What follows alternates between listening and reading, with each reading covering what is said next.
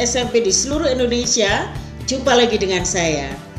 Kali ini pada materi mengenal teks eksplanasi bagian yang kedua, kita akan bersama-sama belajar tentang struktur teks eksplanasi dan kaidah kebahasaannya. Apa saja isi struktur teks eksplanasi dan apa saja yang termasuk kaidah kebahasaan yang menjadi ciri teks eksplanasi, langsung saja kita bahas di sini. Para pelajar hebat di seluruh Indonesia, baiklah kita mulai pembahasan kita yang pertama tentang struktur teks eksplanasi. Struktur teks eksplanasi terdiri dari 3 bagian, yaitu pernyataan umum, deretan penjelas atau urutan sebab dan akibat, serta interpretasi. Pada pernyataan umum, paragraf yang menjadi inti atau pembuka dalam suatu bacaan berisikan pernyataan umum mengenai atau tentang topik, apa, mengapa, dan bagaimana yang akan dijelaskan pada proses terjadinya atau proses keberadaan peristiwa alam terjadi. Yang kedua, deretan penjelas atau urutan sebab dan akibat, berisi uraian tentang peristiwa atau apa yang telah terjadi yang disajikan secara detail dan berurutan atau bertahap dari yang paling awal hingga yang paling akhir. Bagian ini disusun dengan pola sebab akibat ataupun kronologis. Sedangkan bagian 3 yaitu interpretasi berisi mengenai kesimpulan tentang apa yang terjadi, mengapa bisa terjadi, dan bagaimana mengatasi masalah yang sudah disiapkan. Di dalamnya terdapat pula komentar atau penilaian tentang konsekuensi atas kejadian yang dipaparkan sebelumnya.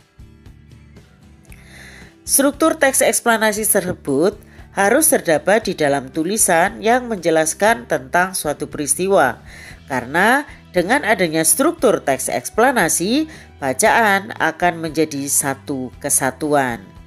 Nah, dalam hal ini, Bu Suci akan berikan contoh tentang peristiwa gunung meletus. Perhatikanlah contoh teks eksplanasi berikut dengan strukturnya. Shield volcanoes, which are flatter and dome-shaped, calderas, which are large depressions.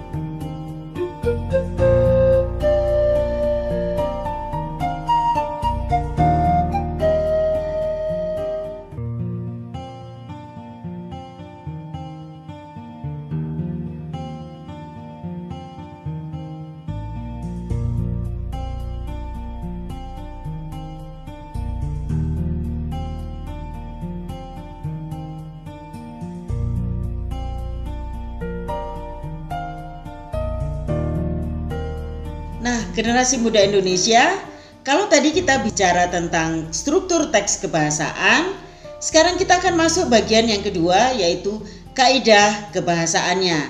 Nah, simaklah dengan baik dan jangan lupa tetap semangat. Baiklah, sekarang kita akan membahas tentang kaidah kebahasaan teks eksplanasi. Pada kaidah kebahasaan ini ada 5 hal. Yang pertama, memungkinkan adanya penggunaan istilah ilmiah sesuai dengan topik yang dijelaskan. Yang kedua, lebih banyak menggunakan kata kerja aktif, yaitu verba material dan verba relasional. Yang ketiga, menggunakan konjungsi waktu dan kausal. Yang keempat, menggunakan kalimat pasif. Dan yang kelima, bersifat informatif. Penggunaan istilah ilmiah sesuai dengan topik yang dibahas. Istilah ilmiah sesuai dengan topik yang dibahas merupakan istilah khusus yang digunakan berkaitan dengan topiknya. Contoh, kalau topiknya gunung meletus, istilah ilmiah yang umumnya dapat kita lihat misalnya lahar, lava, erupsi, semburan, intensitas letusan, seismogram, magma, vulkanik, dan lain-lain. Sedangkan kalau topiknya gerhana matahari, istilah ilmiah yang sering kali kita lihat adalah umbra, penumbra, gerhana matahari cincin, fase, orbit, dan sebagainya. Yang kedua adalah penggunaan kata kerja material dan relasional. Kita mulai dari kata kerja material. Kata kerja material adalah kata kerja yang menggambarkan perbuatan fisik atau peristiwa. Kata kerja tersebut mengacu pada tindakan fisik yang dapat dilihat secara nyata, misalnya membaca, menulis, memancing, melukis, meletus, mempelajari, mengubah, masuk, menjadi, berubah, terjadi, dan lain-lain. Ciri-ciri kata kerja material yaitu dapat berupa perbuatan fisik atau aktivitas yang berasal dari partisipan. Bisa dilihat dengan nyata, terjadi di dalam sebuah peristiwa maupun dalam sebuah kejadian, dan dibentuk berdasarkan dengan kata benda atau nomina. Contoh, BMKG mencatat banyaknya letusan dan kekuatan yang ditimbulkan dari erupsi Gunung Merapi. Kata mencatat ini termasuk kata kerja material. Dan contoh yang berikutnya, Gunung Merapi menyemburkan lava panas dan batu-batu material serta awan panas hingga ketinggian 3 km. Pada contoh yang kedua ini, kata menyemburkan itu termasuk kata kerja material. Selanjutnya adalah kata kerja relasional atau verba relasional. Bisa diartikan sebagai kata kerja yang berfungsi untuk menyatakan hubungan sebab akibat. Selain itu, kata kerja relasional sering digunakan sebagai penghubung. Ciri-ciri dari kata kerja relasional antara lain, yang pertama, bukan merupakan kata kerja yang menyatakan tindakan. Yang kedua, menyatakan adanya hubungan sebab akibat. Dan yang ketiga, tidak bisa didahului kata bukan. Dan yang keempat, menempati posisi predikat dalam kalimat. Berdasarkan maknanya, kata kerja relasional dibagi menjadi 3, menyatakan hubungan sebab akibat, menyatakan identitas, dan menyatakan kepemilikan. Verba yang menyatakan hubungan sebab akibat contohnya menyebabkan, menimbulkan, sehingga, menjadi, dan mengakibatkan. Contoh, menurunnya daya serap tanah terhadap air menyebabkan banjir. Akibat kebakaran hutan, banyak hewan menjadi kehilangan habitatnya. Nah, berikut verba yang menyatakan identitas contohnya adalah merupakan. Contoh kalimatnya, bebatuan cair tersebut adalah cairan magma yang keluar dari gunung berapi. Ini termasuk identitas. Nah, contoh yang kedua, erosi merupakan proses alami yang mudah dikenali. Ini juga termasuk identitas. Nah, frase bantuan cair berfungsi sebagai subjek adalah sebagai kata kerja relasional yang menghubungkan subjek dan pelengkap. Sementara cairan magma yang keluar dari gunung berapi sebagai pelengkapnya. Nah, berikut kata erosi dalam kalimat di atas bertindak sebagai subjek, merupakan bertindak sebagai kata kerja relasional, dan proses alami yang mudah dikenali itu sebagai pelengkap. Nah, itulah tentang verba identitas. Nah, verba yang berikutnya adalah verba yang menyatakan kepemilikan. Contohnya memiliki dan mempunyai.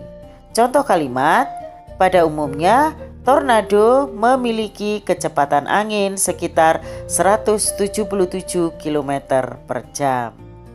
Nah, agar kalian lebih paham, mari kita perhatikan penggunaan kata kerja relasional dalam paragraf berikut ini. Dampak dari terjadinya erosi adalah semakin menipisnya lapisan tanah di bagian atas. Hal ini dapat menyebabkan kemampuan lahan menjadi semakin menurun atau degradasi lahan.